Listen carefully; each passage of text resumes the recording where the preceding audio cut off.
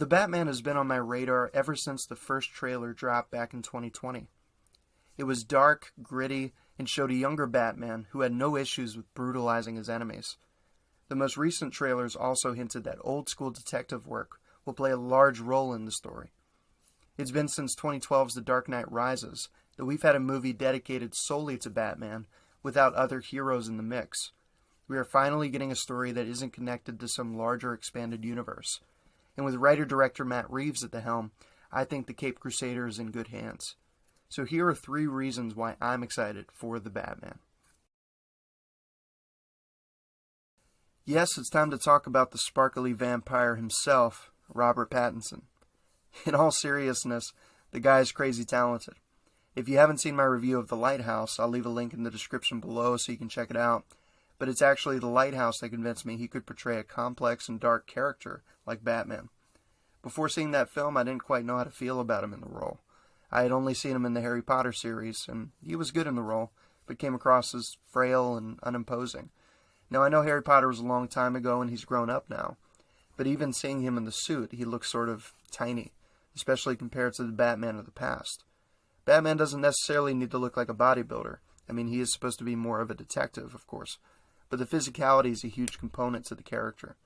More than anything, I was just worried he wouldn't be able to convincingly portray a gritty Batman.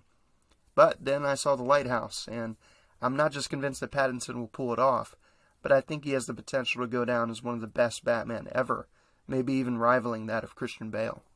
The trailers have showed a Batman who has no problem pulverizing his enemies, and I gotta say, Pattinson really seems to capture the raw energy in the action sequences. Of course, those are only trailers, so I'll have to actually see the film and reserve my final judgment until then. But overall, I think Robert Pattinson is a great choice to play a young, inexperienced Bruce Wayne who is trying to understand what it means to be Batman. Matt Reeves is the co-writer and director for The Batman, and his previous work includes films like Cloverfield and The Dawn of the Planet of the Apes. Although he's only directed a handful of big-budget films, all of them have been incredibly well crafted, and you can see on screen the passion Reeves has for filmmaking. Matt Reeves makes movies that are intelligent and emotionally resonant, and that's what the Batman needs more than anything. Great action and set pieces are always going to be secondary to a compelling story and characters. So for me, Reeves is an ideal director for a story about such a complex character and the harsh world that he lives in.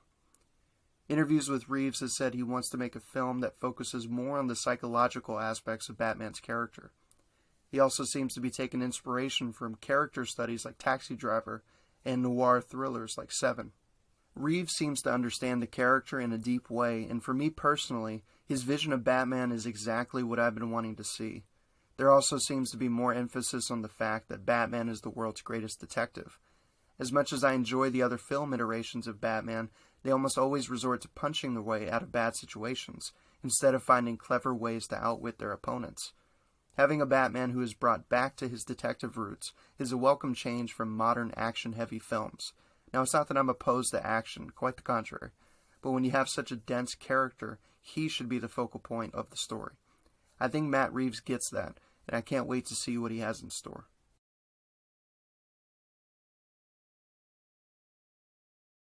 There have been many different film interpretations of Batman since the 1960s, and each have had their own unique tone. Adam West was a campy and more kid-friendly take on the character.